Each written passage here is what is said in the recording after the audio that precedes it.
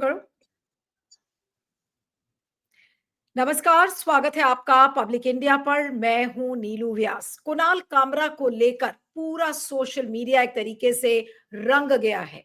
ज्यादातर लोग उनके समर्थन में खड़े हैं। आज ये मामला संसद में भी गूंजा और संसद में इस मामले को उठाया गया।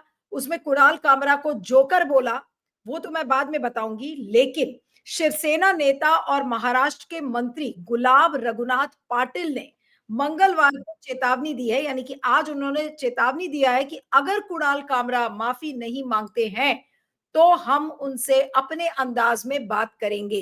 गुलाब रघुनाथ ने पत्रकारों से बातचीत करते हुए कहा, शिवसेना उन्हें नहीं छोड़ेगी। हम ये अपमान बर्दाश्त नहीं करेंगे। अगर वह माफी नहीं मांगते तो कभी तो बाहर आएगा ना, कहां छुपेगा। शिवसेना अपना असली रूप दिखाएगी, ये गुलाब रघुनाथ पाटिल ने कहा है। और गृह राज्य मंत्री योगेश रामदास कदम ने भी आज कहा कि कुणाल कामरा को उनके व्यवहार के लिए दंडित किया जाना चाहिए। उन्होंने उनके तंज को अस्वीकार्य बताया। अगर आप और क्या कहते क्या है वो, अगर आप सुप्रीम कोर्ट भारत के प्रधानमंत्री हिंदू देवी देवताओं का अपमान करने जा रहे हैं तो ये बर्दाश्त करने योग्य नहीं है। आप महाराष्ट्र या भारत में इस तरह का व्यवहार नहीं कर सकते। हम कॉमेडी का आनंद लेते हैं, लेकिन ये एक ऐसी कॉमेडी नहीं है जिसे महाराष्ट्र में बर्दाश्त किया जाएगा।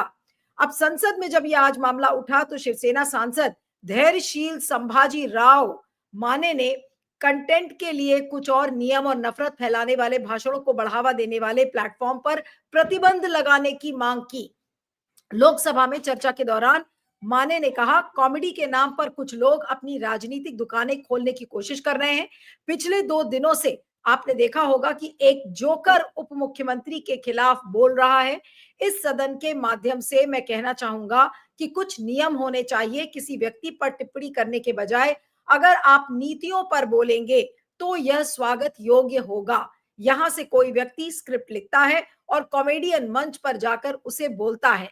मैं मांग करना चाहूंगा कि ऐसे प्लेटफॉर्म बंद होने चाहिए। अब आप ये सोचिए कि अगर इस तरीके की धमकी कुणाल कामरा को मिल रही है और वो भी संसद के अंदर, संसद के बाहर आपने देखा कि किस तरीके से लोग बोल रहे हैं, तो क्या अब असली जो मंशा है वो क्या कुणाल कामरा के प्लेटफॉर्म को बंद करने की है? और क्या, क्योंकि जाहिर सी बात है कि उनके लाखों करोड़ों फॉलोअर्स हैं, और क्या अब उनके उस यूट्यूब प्लेटफॉर्म को भी बंद किया जाएगा? आज इसी पर हम चर्चा करेंगे। हमारे साथ 2 वरिष्ठ मेहमान हैं। अनिल सिन्हा जी, वरिष्ठ पत्रकार, पॉलिटिकल कमेंटेटर हमारे साथ हैं। अनिल जी, आपका स्वागत है। और अरुण अग्रवाल जी, वरिष्ठ वकील और एक्टिविस्ट हमारे साथ हैं। अरुण जी, आपका भी स्वागत है। आज की चर्चा मैं अनिल जी से शुरू करती हूँ कि अनिल जी, आप इस धमकी को कैसे देखते हैं? कुणाल कामरा को जोकर बोलना, संसद के अंदर ये कहना कि भाई ऐसे प्लेटफॉर्म्स को बंद किया जाना चाहिए, इसका मतलब क्या है? और उन्होंने ये भी कहा कि ऐसी कॉमेडी बर्दाश्त नहीं की जाएगी। जी अनु जी, अनम्यूट कर लीजिएगा। ये देखिए क्या है कि ये एक जो बीमारी है उसका लक्षण है। जो एक सिक कंट्री जिसको आप कहते हैं, हम लोगों को अब इसको, हम लोगों को क्या प्रॉब्लम क्या हो रहा है कि हम लोग एक खुमारी में है, हैंगओवर है डेमोक्रेसी का। डेमोक्रेसी अब है नहीं, और हम लोगों को लगता है कि डेमोक्रेसी है, इसीलिए हम लोग जब बात करते हैं तो ये सब बातें करने लगते हैं क्या कि ये कानून है और वो कानून है, फ्रीडम ऑफ स्पीच है, कॉन्स्टिट्यूशन है। ये असल में एक कोलैप्स जो है डेमोक्रेसी का हो चुका है, और उस डेमोक्रेसी के उसी को ये इंगित करता है। वो पूरा वीडियो उस एकनाथ शिंदे को लेकर के नहीं है, वो बहुत स्मॉल बहुत ही छोटा हिस्सा है उनके पूरे प्रोग्राम का। और उन्होंने, मुझको आश्चर्य होता है कि इतनी तेज नजर है पूरे सिस्टम के कोलैप्स पर कुणाल कामरा की, कि उनको, हमको पहले तो मैं शो के शुरुआत में ही कहना चाहता हूं कि ये जो है उस सैल्यूट करिए, उस सलाम करिए उस शख्स को। लोग भी कर रहे हैं, उसमें कोई नई बात नहीं है। जब कोई सारी आवाज दब गई, अभी अभी क्या हालत है कि नागपुर में आपने देखा कि क्या हुआ, वो आप संभल में आप देख रहे हैं क्या चल रहा है। पूरे देश में ऐसे माहौल में एक शख्स जो उसने पूरी पूरे मतलब मैं आपको कह रहा हूं क्या कि सिर्फ उसने इकोनॉमी, पॉलिटिक्स, इंडिविजुअल्स जो हमको रूल कर रहे हैं सबका, उसमें योगी आदित्यनाथ पर भी तंज है, उस पर जो है मोदी जी पे तंज है। पूरा सिस्टम, पूरा सब कुछ को एक्सपोज किया। वो पूरा 1 घंटे का प्रोग्राम देखने लायक है। और वो जो है उसका उसमें उसके लिए कुणाल कामरा के की दृष्टि को देना चाहिए। अब सवाल उठता है ये जो एकनाथ शिंदे वाला इशू है, इस इशू में उसने सिर्फ उनको इसलिए चुना कि वो जो महाराष्ट्र का जो पॉलिटिकल कोलैप्स है, जो यहाँ के की राजनीति का, यहाँ के जो ये का जो एक जो गिरावट है, उसके लिए उसको उनको उन्होंने टारगेट किया। कोई पर्सनल उसको लेना नहीं चाहिए था और उसने बहुत बढ़िया से उसको रखा। निश्चित तौर पर उसमें एक पॉपुलिस्ट टिंज है, उसमें एक पॉपुलिस्ट टोन है, ओवरटोन, इसमें कोई डाउट नहीं है और होना ही चाहिए, क्योंकि कोई वो तो फिलोसफी तो नहीं वो करने आया है ही, वो कॉमेडियन है। उसको जो पॉपुलर लोगों को जिस तरह से समझ में आए वैसे रखना होगा। जैसे कि उनके रिक्शा चलाने का उसमें ये नहीं कर रहा है, क्या कहते हैं वो, कोई उसको उसकी वजह से उनको नीचा दिखा रहा है, ऐसा नहीं है। उसने एक राइज जो उनका हुआ है उसको, उस मॉडेस्ट बिगनिंग से कैसे वो गए हैं, उसको उसने एक पैरोडी के रूप में रखा है।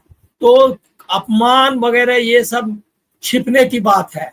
असल में है कि उसने एक्सपोज कर दिया पूरा जो बीजेपी का इकोसिस्टम है, उसको एक्सपोज कर दिया, जिसकी वजह से ये नाराजगी है। अगर वो गाली देता सीधे तो ये लोग शायद, हमको लग रहा है, उस तरह रिएक्ट नहीं करते। लेकिन वो बहुत इफेक्टिव ढंग से जिस तरह से उसने रखा, दल बदल को लेकर रखा, उसने रखा कि किस तरह से उसने अपने ही ये क्या कहते हैं, अपनी पार्टी को दगा दिया। उसने ये भी रखा कि ये जो है क्या कहते हैं, बाला साहेब ठाकरे जो है वो किसी और के पिता हैं, उसको उसने हाईजैक कर लिया, उनकी विरासत को, मतलब कि ये इस तरह से उसने किया है। अब सवाल उठता है कि इस पे जो रिस्पॉन्स आया है वो उससे पता चलता है कि ये जो है आप किस रेजिम में रह रहे हैं। ये हम लोग चर्चा नहीं करना चाहते हैं, क्योंकि मैंने कहा ही कि किस तरह से हम लोग हैंगओवर में है डेमोक्रेसी के, इसीलिए हम इसकी तुलना नाजी जर्मनी से नहीं करना चाहते हैं। लेकिन आपको करना पड़ेगा ये। आप मतलब इस तरह की पाबंदी जो है खुद ही लोगों ने लगा रखी थी। उसमें बर्तोल्ट ब्रेख्त या जूलियस फ्यूचेक, वो बहुत कम लोग थे। और वो आप उसके जब किस्से पढ़ेंगे तो आपको पता चलेगा कि और वहाँ स्टेट नॉन स्टेट एक्टर दोनों मिला हुआ था। यहाँ कई तरह के जो क्या कहते हैं मास्क लगाए हुए हैं जो संगठन है, वो संगठन, उसके कारण आपको पता नहीं चलता, लेकिन वो दोनों मिला हुआ है। पूरा सिस्टम एकदम तानाशाही, और उसने वो तानाशाही उसमें तो किया ही है। और जो गाने में तानाशाही वाला भी उसमें गाना है, उसने तो, मुझको आश्चर्य है कि मतलब इतना वेल प्रिपेयर्ड और इतने अच्छे तरीके से कोई आपको विपक्ष भी तानाशाही उस तरह से नहीं बोल रहा है जिस तरह से उसको रखना चाहिए। कुणाल कामरा ने रिप्रेजेंट किया है जो डिसेंट है भारत में, जो प्रतिरोध की आवाज का उसका प्रतीक बन गया है आज, ये हमको स्वीकार करना चाहिए। और एक पॉपुलर प्रतीक, बहुत ही वेलकम चेंज है। और एक चीज और मैं आपको कहूंगा कि इसके पॉलिटिकल इम्प्लीकेशंस भी जबरदस्त है। पॉलिटिकल इम्प्लीकेशंस ये हैं कि आप देखिए, उन्होंने औरंगजेब का ये क्या कहते हैं, औरंगजेब वर्सेस शिवाजी और औरंगजेब का खुलताबाद, ये सब कर लिया था। उसने डिरेल कर दिया, वो पंक्चर कर दिया पूरा वो जो है डिबेट को, जो ये अतीत में खेलना चाहते तो उसको उसने वर्तमान में ला दिया।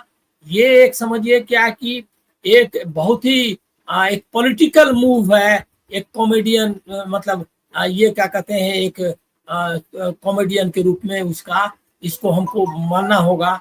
क्योंकि और ये ऐसे मूव आपको कई बार पता लगता है जैसे आप अनएक्सपेक्टेड कॉर्नर है, जो जो मूव आना चाहिए था पॉलिटिक्स से, वो मूव पॉलिटिक्स से नहीं आया। ऐसा होता है कि जब जब जो है पॉलिटिक्स से कोई मूव नहीं आता है, तो वो मूव जो है साहित्य से या क्या कहते हैं समाज के किसी हिस्से से आता है। ये एक पॉलिटिकल मूव भी है कि जब पोलराइजेशन की ऐसी ही पॉलिटिक्स चल रही है, उसने एक्सपोज कर दिया। उसमें बेरोजगारी, उसमें वो 1 घंटे में इतनी बातें हैं जिसको कि हाँ। आप कल्पना नहीं कर सकते। नहीं, नहीं, बिल्कुल। लेकिन अरुण जी, मैं अब आपके पास आती हूँ कि ये जो बात कही संसद के अंदर कि ये जोकर है और इसके प्लेटफ़ॉर्म को बंद कर देना चाहिए, ऐसे प्लेटफ़ॉर्म्स की ज़रूरत नहीं है। आज कंगना रनौत ने भी संसद में ये कहा, उनसे कोई साउंड बाइट ले रहा था कोई रिपोर्टर, तो उन्होंने कहा कि भई कॉमेडी का मतलब अपमान करना नहीं है। फिर शिवसेना के लीडर का ये कहना कि उनको ये भी धमकी मिली है कि हम तो उनको देश से निकाल देंगे। ये क्या गीदड़ भभकी है? केवल एक धमकी है या वाक़ई में कुणाल कामरा को सबक सिखाने के लिए कोई बहुत ही कड़ा कदम ये लोग उठा सकते हैं? अनम्यूट कर लीजिएगा, सर अनम्यूट कर लीजिए। हाँ। हाँ, नीलू जी नमस्कार। देखिए, इन लोगों का कोई ठीक नहीं है, क्योंकि इनकी पूरी राजनीति जो है वो वायलेंस की राजनीति है। और ये शुरू से देखा गया है कि कैसे ट्रेड यूनियन को इन्फिल्ट्रेट करके और वायलेंस की राजनीति करके फिर उसके बाद ये रिस्पेक्टेबल होके सत्ता चलाए, और सत्ता बहुत अच्छे से चलाए। जब वो पावर में थे तो ठाकरे ड्यूरिंग कोविड एक बहुत ही पॉपुलर चीफ मिनिस्टर बने। तो उसके बाद जो ये एलिमेंट था, जो फुट सोल्जर वाला, जो कि डिफेक्ट किया, और वही वायलेंस वाला जो है जाके, जो उसने सही कहा कि भाई गद्दार हैं, ये बात तो अजीत पवार ने कहा। आपको वो एक मैंने ट्वीट भेजा जहां उनका भाषण है जो बहुत ज्यादा वो चल रहा है। तो एक कोई पॉलिटिकल अपोनेंट कहे तो ठीक, और अगर मान ले वही बात अगर कोई आदमी उनका ना नाम ले ना कुछ, और उसने कहा मेरे नजर में, वो उसकी पर्सनल नजर में, अगर आप उसका गाना सुने तो उसने प्रीफेस किया है कि मेरे नजर में, ये उसको नहीं कह रहा है। तो क्या जो हरकतें शिवसेना के लोगों ने, शिंदे ग्रुप ने करी, तो क्या एक अनबायस्ड आदमी जो है उसको गद्दारी नहीं बोलेगा? क्या चंद्रचूड़ साहब ने नहीं कहा कि ये लोग डिफेक्ट करके ये जो है सरकार को गिराए? तो वो क्या था? उन्होंने वो तो नहीं लिखेंगे कि भाई ये टर्न कोड थे या ये थे।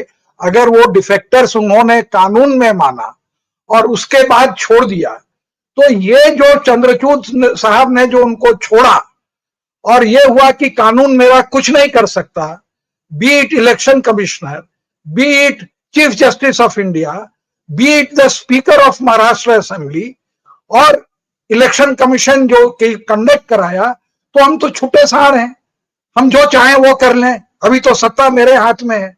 अगर ये चारों चीज में एक चीज भी नहीं होती, एक आदमी ने भी अपना काम पूरा किया होता, तो आज जो है शिंदे सरकार पावर में नहीं होती और वो इलेक्शन नहीं जीती होती।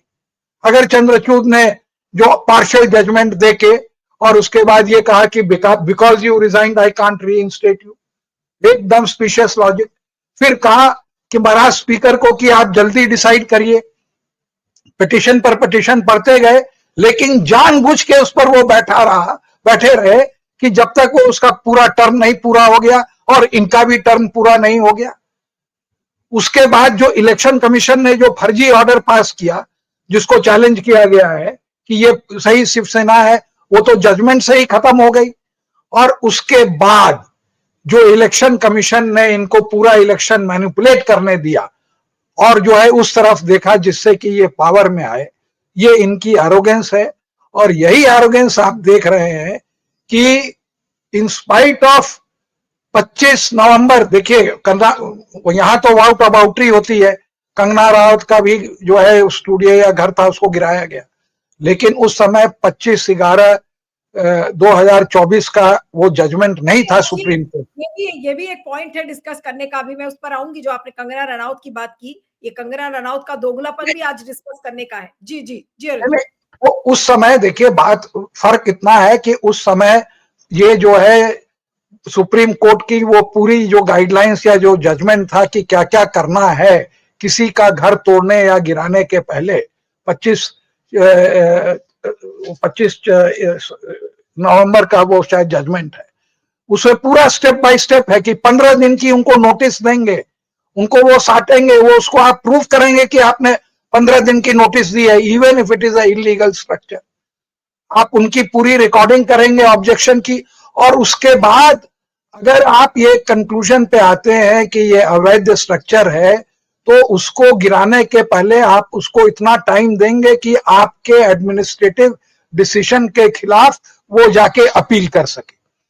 एकदम डिटेल्ड गाइडलाइन है, लेकिन ये लोग तो अबव द लॉ है, कानून तो इनके लिए है नहीं। कंगना राउत के समय ये सब कानून नहीं थे, अगर होते तो वो उतने ही गड़बड़ होते जितना कि ये इस समय है। और इन्होंने क्या किया, पहले तो अपने प्यादों को भेजा कि उसको तोड़ो फोड़ो, और वो बड़े खुशी से हमने तोड़ा, मालूम है कि हमको इंस्टेंट बेल मिल जाएगी, मैं वो तो पुलिस वाले ही बेल दे देंगे, तो लूट एंड आर्सन किया और आके बेल ले गए। और उसके बाद जो है राजदीप सरदेसाई के वो चैनल पर वो छाती तान के बोल रहे हैं, हाँ हमने किया, गलत किया, ये हमारा वो बिलीफ था, और ऐसे वैसे अपने को जस्टिफाई कर। और उसी के बाद इन्होंने जो है बीएमसी को वो वहां भेजा, कल भेजा, और आज फिर वो लेके हथौड़ा लेके पहुंचे हैं कि वी केयर अ डैम, कानून जाए ताक पे।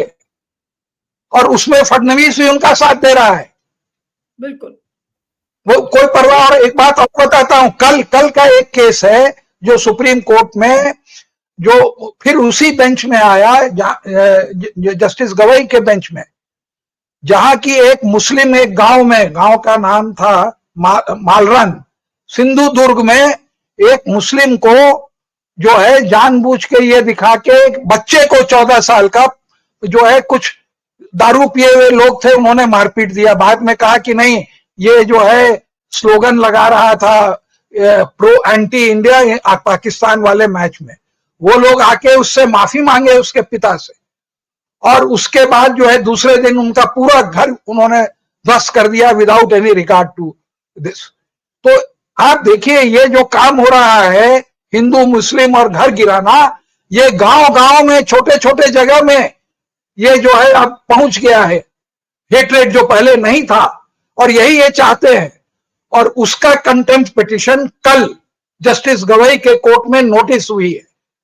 देखिए एक अंतर है, एक गरीब आदमी के पास कोई कुछ नहीं है, तो आज भी कुछ जमीर वाले लॉयर हैं कि वो केस, हमको उम्मीद नहीं है बहुत पैसा लिया होगा, कि वो जाके सुप्रीम कोर्ट में दायर किया। ये हैबिटेट को जो उड़ा रहे हैं, ये तो कुणाल कामरा का है नहीं, वो तो एक किसी बिल्डर या किसी रिच आदमी का है।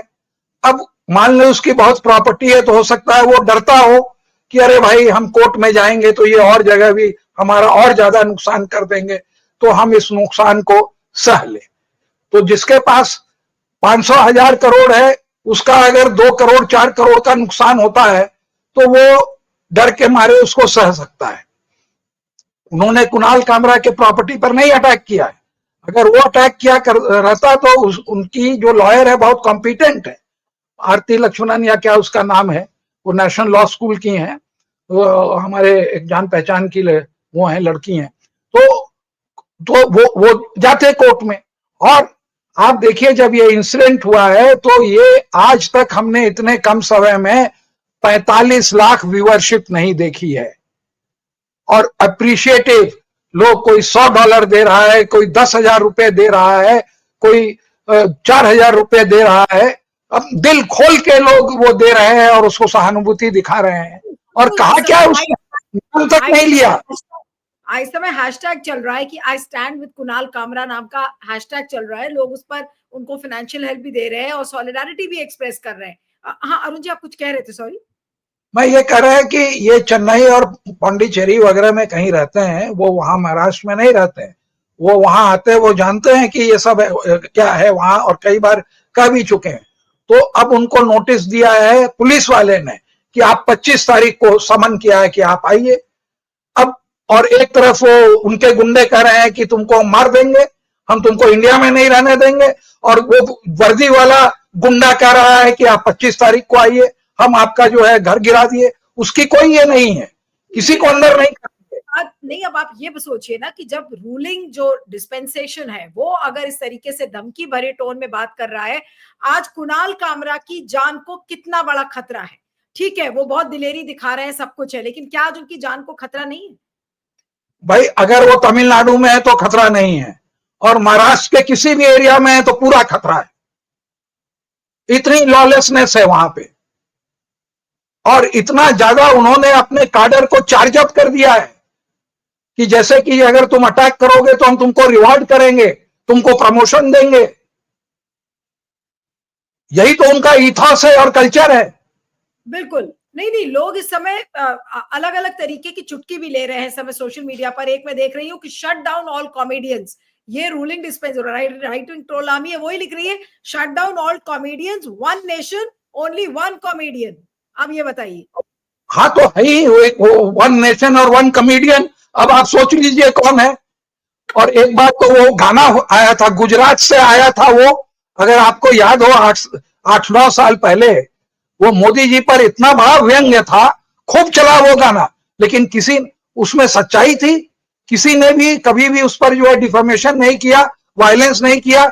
इनफैक्ट हमें याद है कि नीतीश कुमार उस गाने को जो है चला रहे थे और कहा कि क्या लिखा है, गुजरात से आया था वो, अगर आपको याद हो, समझा ना, कहा गया वो, समझा ना, वो एकदम फॉरेन घूमता है और ये करता है और यहाँ पे कि उसके लिए फुर्सत नहीं है। बहुत ही बाइटिंग सॉन्ग था ड्यूरिंग इलेक्शन। बिल्कुल बिल्कुल। तो यहाँ पर अगर टॉलरेंस नहीं है तो उनको कोई हक नहीं है कि वो सत्ता में है। बिल्कुल बिल्कुल, आप सही कह रहे हैं, लेकिन जो फ्रीडम ऑफ एक्सप्रेशन पे दोगलापन है, अनिल जी मैं अब आपके पास आना चाह रही हूँ कि कुणाल कामरा को लेकर आज जिस तरीके की टिप्पणी कंगना रनौत ने की, वो बीजेपी की सांसद है। अब हम कैसे भूल जाएं कि कंगना रनौत ने उर्मिला मातोंडकर को ये बोला था कि वो एक सॉफ्ट पॉर्न स्टार हैं। उन्होंने ये कहा कि भारत में जो आजादी थी वो हमें भीख में मिली थी। आज ये सारे उनके स्टेटमेंट्स इस समय कर रहे हैं, चल रहे हैं समय। फार्मर्स को यानी कि किसान को उन्होंने आतंकवादी बताया था। उन्होंने राहुल गांधी के लिए क्या कहा था, अपनी जात का कुछ अता पता नहीं, नानू मुस्लिम, दादी पारसी, मम्मी क्रिश्चियन, और खुद ऐसा लगता है जैसे पास्ता को कड़ी पत्ते का तड़का लगाकर खिचड़ी बनाने की कोशिश की हो। ये कंगना रनौत के कमेंट्स हैं। तो जब इस तरीके के कमेंट्स वो देती हैं तो आज उनको कुणाल कामरा पर बोलने का क्या हक है? क्या फ्रीडम ऑफ एक्सप्रेशन को भी क्या दो मुहा कर दिया है बीजेपी के लोगों ने, और खासकर कंगना रनौत ने? वो क्या बताने की आज कोशिश कर रही जब उन्होंने ये कहा कि कॉमेडी का मतलब अपमान करना नहीं है? तो फिर आज उनसे भी तो पूछा जाएगा ना, वो क्या कर रही थी, किसानों का अपमान नहीं कर रही थी तो? नहीं, वो तो कंगना का मामला ऐसा है कि कंगना पर जो स्टेटमेंट विधानसभा में विपक्ष के नेता के रूप में देवेंद्र फडणवीस का है, उसी के बगल में देवेंद्र फडणवीस का अभी का स्टेटमेंट चल रहा है। उसमें उन्होंने वो कह रहे हैं कि कंगना ने अगर बोला है तो आप इस तरह से नहीं कर सकते, अभिव्यक्ति की पूरी स्वतंत्रता है, आजादी है लोगों को कहने की, और उसका उसी के साथ में उनका अभी कह रहा है क्या कि माँ ये नहीं किया जाएगा। मैंने इसीलिए पूछा ये सवाल कि आज लोगों को पता चले कि भाई देवेंद्र फडणवीस है, जब कंगना रनौत होती है अगर वो कुछ बोलती है तो फिर वो फ्रीडम ऑफ एक्सप्रेशन हो जाता है। अगर आज कुणाल कामरा ने कुछ कह दिया तो फिर उनको देश से बाहर निकाला जाएगा। और वो नहीं, वो तो आप देख लीजिए कि राइट विंग जो पॉडकास्ट और ये सारे में तो किस तरह से सोनिया गांधी, नेहरू, गांधी जी इवन, और ये क्या कहते हैं अपने राहुल गांधी, सब लोगों पर उन लोगों ने किस तरह के किए हैं, उसका कोई मुकाबला है क्या? और दूसरा है, आपको बताएं कि ये जो इस मतलब जो चल रहा है आप उसमें आप जरा देखिए कि मामला ऐसा है कि अभी अच्छा हुआ ये कुणाल कामरा को, इसीलिए मैं बहुत बधाई और उनको अभिनंदन उनका कर रहा हूँ, क्योंकि आप देखिए कि उसके कारण आ गया कि सोनिया गांधी और मनमोहन सिंह को लेकर के जो वीडियो सब थे, जो कॉमेडी, अरे कैसे कैसे कॉमेडी थे उसमें कि हिंदी बोलना नहीं आता है, और क्या कहते हैं ये जो है सो डम प्राइम मिनिस्टर है, और क्या कहते हैं सारा कुछ सोनिया गांधी कर रही है, एक बेवकूफ जाहिल, उनको बाहर डांसर वगैरह कहा ये पहले भी लोगों ने, लेकिन इसके को खिलाफ को कहा उस समय। वो तो जो शो, एक जो सोनी टीवी का शो आ रहा है, वो किसी ने लिखा कि वो तो दूरदर्शन पे आ रहा था, मतलब पता नहीं दूरदर्शन पर था या नहीं, लेकिन सोनी टीवी पे तो चला था, वो नेशनल चैनल है। तो ये जो है ये, और एंटरटेनमेंट में तो कितने मतलब एंटरटेनमेंट के ये पे, मतलब पॉलिटिकल छोड़ दीजिए, उसमें तो ये कॉमन, मतलब मनमोहन सिंह और सोनिया गांधी और बाद में राहुल गांधी, ये तो बहुत ही कॉमन उनके ऑब्जेक्ट थे। तो और दूसरा ऐसा है कि देखिए, कोई दवाई, इनका प्रॉब्लम यही है कि इतिहास को ये समझ नहीं पा रहे हैं, इतिहास को समझ नहीं पा रहे हैं। इनको ये समझ में नहीं आ रहा कि ये चलता नहीं है। हिटलर तो गया तो जाने दीजिए, लेकिन बाकी का भी कहीं नहीं चलता है। सुल्तान के समय में कबीर थे, और कबीर जो है उनको बुलाया भी था, ये भी किस्सा है, लेकिन उनका कुछ नहीं बिगाड़ पाया, इसीलिए कि जनता उनको मानती थी। उनसे सुल्तान भी पंगा नहीं ले सकता था, क्योंकि नहीं, लेकिन खुलकर इस समय बोलते जो थे। एक सवाल है, अरुण, मैं अरुण जी के पास आती हूँ, उसके बाद फिर मैं आऊंगी अनिल जी की। इस समय जिस तरह से पूरा देश, पूरा विश्व एक तरीके से कुणाल कामरा के साथ खड़ा हुआ है, क्या पूरे देश को, पूरा देश मोदी के खिलाफ हो जाएगा कुणाल कामरा की वजह से और कुणाल कामरा की कॉमेडी की वजह से? जिस तरीके से इस समय बहस छिड़ी हुई है पूरे देश में और पूरे नहीं विश्व में। पूरा देश तो नहीं, पूरा देश तो नहीं होगा। जो भक्त लोग हैं वो तो अभी भी उतारेंगे आरती। और ये जो वैंडलिस्ट हैं इनके शिंदे जी के, पार्टी के, तो ये सब तो जैसे इटली में वो उस समय जो ब्लैक शर्ट का रोल था, और ये लोग भी बहुत हद तक काला ही पहनते हैं, तो वही ब्लैक शर्ट का इनका रोल है, वही मिलिशियन। आप फासिज्म से एकदम इनको कंपेयर कर सकते हैं, कोई अंतर नहीं है इन लोगों में। जो फासिस्ट वहां के थे, आज ये कहते कॉमेडी बंद कर देंगे, तो आप में और औरंगजेब में क्या अंतर रहा? उनको, औरंगजेब को अक्यूज करता है आदमी कि ये जो है गाना वाना बंद करवा दिए थे, फेस्टिविटीज बंद करवा दिए थे, तो उस समय का वो इंटरटेनमेंट था। आज ये जो है एंटरटेनमेंट है। आप ये सोचिए कि मतलब कि एक ट्वीट के ऊपर उसने जो पूरा ओला का जो गड़बड़ सड़बड़ हो रहा था उसको जो है उसने गिरा दिया, और उससे जो वो लड़ा भूरेश अग्रवाल ने, इतना महंगा पड़ा कि उसका शेयर प्राइस और उसका जो इलेक्ट्रिक स्कूटर था वो सारा का सारा सत्यानाश हो गया। तो ऐसा नहीं है, वो बहुत चूजी है, ही पिक्स हिज बैटल।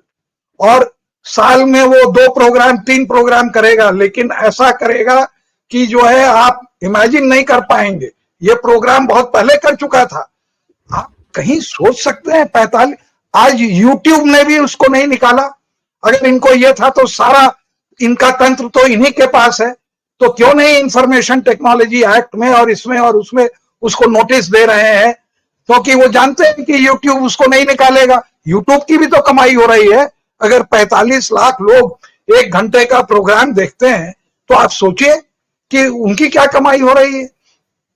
कमाई के अलावा उनको ये मालूम है कि ये स्पीच, अरुण जी, YouTube इसको कभी भी डिलीट नहीं होने देगा और सरकार की बात इस पर नहीं मानेगा, क्योंकि जब उनको रेवेन्यू अर्निंग इससे इतनी भयानक हो रही है। उसके अलावा वो जानते हैं कि ये पब्लिक के मेमोरी में ये फ्री स्पीच का इशू है।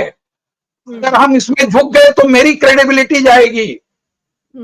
पैसा तो छोड़िए, गूगल के पास बहुत पैसा है, इस तरह के पैसे से उनका कुछ नहीं होने वाला है।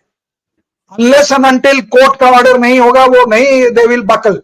क्योंकि इतना बड़ा व्यूअरशिप जो कि फ्री स्पीच का प्रेमी है, कौन उसको देखता है? क्या ये भक्त लोग रोज देखते हैं? मतलब कि YouTube भी पूरी तरीके से कुणाल कामरा के साथ खड़ा होगा, भले मोदी और मोदी की जो भक्त सेना है वो ना खड़ी रहे। हाँ, वो तो भाई भक्त सेना का क्या वो है, वो दिमागी वाला तो है नहीं। अगर वो ऑर्डर कहीं से कोर्ट से लाते या करवाते या वो प्रतिक्रिया को चालू करते तो एक बात भी होती। वो तो उन्होंने किया नहीं। और अभी तो कितने लोग उसको डाउनलोड करके अपने उसमें कंप्यूटर में और वो उसमें क्या कहते हैं वो लगा दिया होगा, बैन करके करेंगे क्या? आपको तो हर जगह वो मिलता जाएगा, यूट्यूब की कोई मोनोपोली तो है नहीं। और अगर आप एक आर्टिस्ट पॉइंट से देखें तो मतलब कि हम तो, हमारे पास टाइम नहीं रहता कि मैं अच्छी ये जो सीरियल और ये सब है वो मैं देखता हूं, लेकिन ये कॉन्टेम्प्ररी जो सार्काज्म है, जो उसका वो कटाक्ष है, वो देखता हूं। तो उसके अंदर में तो it is one of the, माने ये एक बात और कहता है कि भाई क्या जरूरी है कि हम खाली स्टैंड अप कॉमेडियन हो, I should explore other avenues. और उसने जो 4 या 5 गाने बनाए, तानाशाह तानाशाह, तो क्या मतलब कि क्या फिल्मी गाने बनेंगे? वो तो पुराने गाने याद आ रहे हैं सोशलिज्म वाले 60s और 70s के, है ना? तो उस तरह का ये जो चारों उसने बनाए हैं ऑल्टरनेट मीडिया में, ये सुपर सक्सेसफुल, और खुद गा भी रहा है। तो वो दिखाता है, देखिए आप बहुत ज्यादा करेंगे छोड़ के चला जाएगा, आपका इनका क्या बिगड़ेगा? अगर वही वो जाके कोई यूरोपियन कंट्री से अपलोड करता है या कनाडा से अपलोड करता है, तो क्या आप उसका कर लेंगे? क्या आप सोचते हैं कि वो इतना वो है, लाचार है? आप तो यू विल लूज समथिंग। यही लोग हैं जो कि डेमोक्रेसी को टेंटर हुक्स पे रखते हैं, जो कि लोगों को आईना दिखाते हैं कि देखो ये हो तुम्हारे बारे में न केवल मैं सोचता हूं, यही चीज जो है और लोग भी सोचते हैं। इसलिए इतने लोगों ने जो है हमारे कार्यक्रम को या यूट्यूब को देखा, और उसके अलावा इतने लोगों ने पैसा दिया। मैं आपको कहता हूं, अगर यही उसने वो बिल्डिंग गिराई होती कुणाल कामरा की, तो आप मान लीजिए कि उसको जो है लाखों में पैसे मिलते कि वो अपना उसको रिस्टोर कर लेता। ये फ्री स्पीच के जो लोग, हम लोग जो इंडिविजुअल हैं, उनका भी दिल बहुत बड़ा है व्हेन इट कम्स टू किसी को आप विक्टिम कर रहे हैं। तो ये तो लूजिंग बैटल है। और कंगना रावत पर कमेंट करना, देखिए अभी वो जावेद अख्तर से कोर्ट में माफी मांग के आई और फिर वही चालू, क्या मिला उनको? बिल्कुल, मतलब वो अपनी पुरानी कहावत है ना कि प्याज भी खाए और कोड़े भी खाए और फिर जाके जो है जुर्माना भी भरे।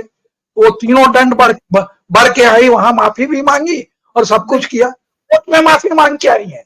बिल्कुल, बिल्कुल। और फिर भी तो ऐसे लोग, ज्यादा उनकी डिग्री वगैरह नहीं है, चेहरा है, तो हम कमेंट नहीं करेंगे उनके ऊपर। लेकिन अब अनिल जी ज्वाइन कर रहे हैं, बस अंतिम कमेंट है, उसके बाद कार्यक्रम को खत्म करूंगी कि अनिल जी, क्या कुणाल कामरा ने मोदी जी को लोकप्रियता में, उनकी यूट्यूब की व्यूअरशिप में हर तरीके से मोदी को परास्त कर दिया है, ध्वस्त कर दिया है कुणाल कामरा ने? बिल्कुल जी अनिल जी।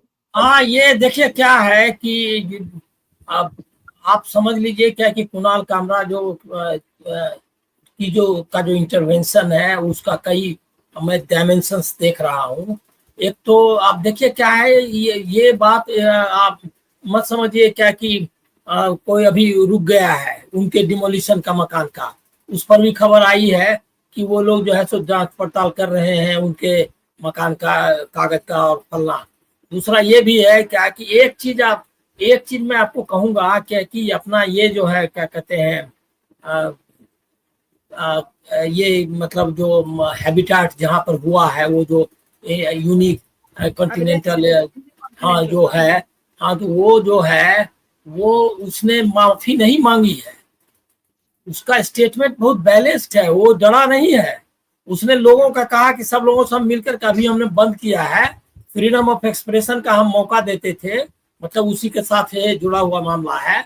और लोग जो है इंटेलेक्चुअल्स, बाकी लोग जो है उनको हमने इनवाइट किया है और उस पर विचार करके फिर आगे हम जो है सो कब कैसे चलाना है उस पर हम ये करेंगे, तय करेंगे। उसने नहीं उसका स्टेटमेंट बहुत ही बोल्ड स्टेटमेंट है। उसने एक भी जगह नहीं कहा कि उसने कहा कि ये उनके निजी विचार हैं, हम सिर्फ उनको प्लेटफॉर्म देते रहे और हम और इससे नहीं। लेकिन उसने ये नहीं कहा कि हमसे गलती हो गई और हमको माफ करिए। कहा कि हम जो है तो एक फ्रीडम ऑफ एक्सप्रेशन के लिए ये काम करते रहे हैं और उसके लिए एक मंच देते रहे हैं। अब वो जो भी उनका हुआ है वो उनके निजी विचार हैं, लेकिन ये जो है इसको जारी रखना अभी के लिए हमने बंद कर दिया है। लेकिन इसको, ये विवाद को देखते हुए उन्होंने कहा है कि ये सब जो हो गया है इसको देखते हुए हमने इसको बंद किया है, लेकिन हम जो है कभी भी ये कर सकते हैं, क्या कहते हैं, मतलब शुरू करेंगे कभी भी, वो अपने हिसाब से करेंगे। तो वो भी डरा नहीं है। एक तो इसमें सबसे बढ़िया है कि जरा भी कुणाल कामरा पर कोई असर नहीं हो रहा है, पूरे बोल्डनेस के साथ वो टिके हुए हैं। दूसरा है कि एक बड़ी फौज नौजवानों की, ये एक बड़ा चेंज है।